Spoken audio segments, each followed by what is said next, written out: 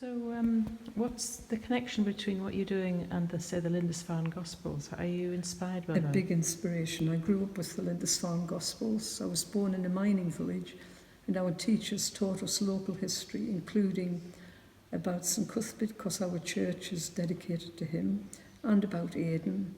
And that's where I grew up, and it was instilled into all of us. And all of us, whether they became miners, teachers, whatever, we never forgot it, I'm quite sure. And my local church has a triptych they commissioned me to do, and it's called the Church of something in St Cuthbert. You can't go wrong. He was the first conservationist. He laid down rules on Holy Island for the monks, the way they should treat the wildlife on Holy Island, and that's good enough for me. And he also was an honest man, from what I can gather. He wanted to help people, and he did, and he wanted to pray for the good of the world, and he did. And I'm not a regular Christian, but I do know that the great religions all have a very good focus at the very beginning before they get corrupted by power. And basically, for me, the great religions say respect everything and everybody, do no harm, and that's fine. So a lot of your work is focused on nature, isn't it? Yes, all of it has a nature-driven point. Maths, if you look at a sunflower, the florets in the centre form spiral. If you look at the galaxies have spirals. Everywhere is ruled by maths, and there's a formula or an explanation in maths for absolutely every process, every movement in our world, and I find that amazing. Even things like the Giant's Causeway in Ireland, you have the hexagon shapes for those. Spirals on snail shells follow the rules for spirals for galaxies.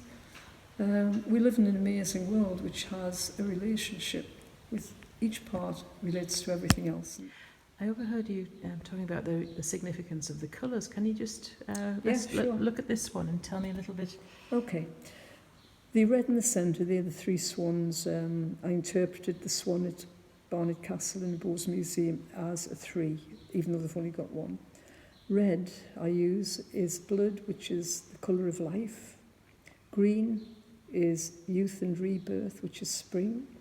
Blue is for aspirations, because when you wake up and you've got a blue sky, work doesn't seem too bad. So blue for aspirations and spirituality. Gold, eternity, because if you burnt this vellum in the ash, there would be a little tiny, tiny gold nugget which would still be shining, and it would have the same consistency as it has on my particular piece of work here on the vellum. So it's a privilege to work with these elements all together. Absolutely a privilege. This vellum should last for at least 500 years if it's stored properly or exhibited properly. And if it goes wrong after 200 years, bring it back and I will do you a new one free of charge. That's great. Well, one thing that amazes me is the detail.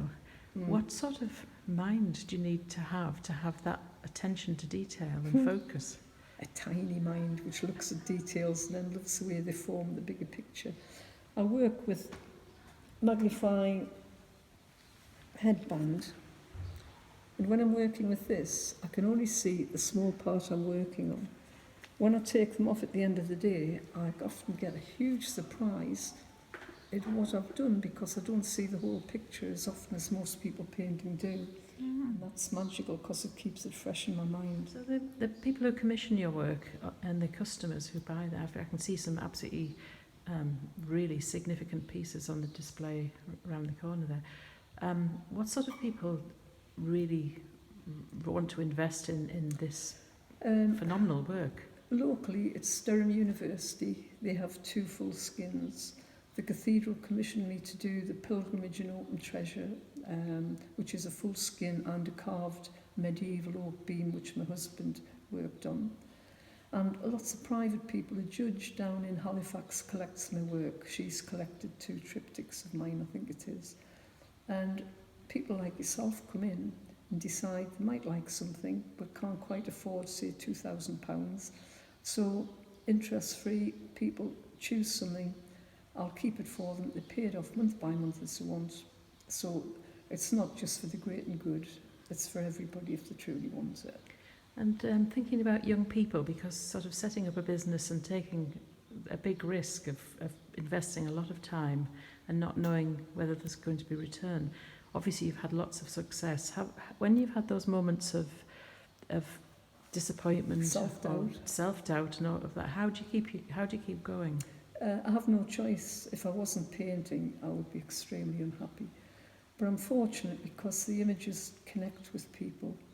I would say out of everybody who sees my work, most people have a really good time while they're looking at it.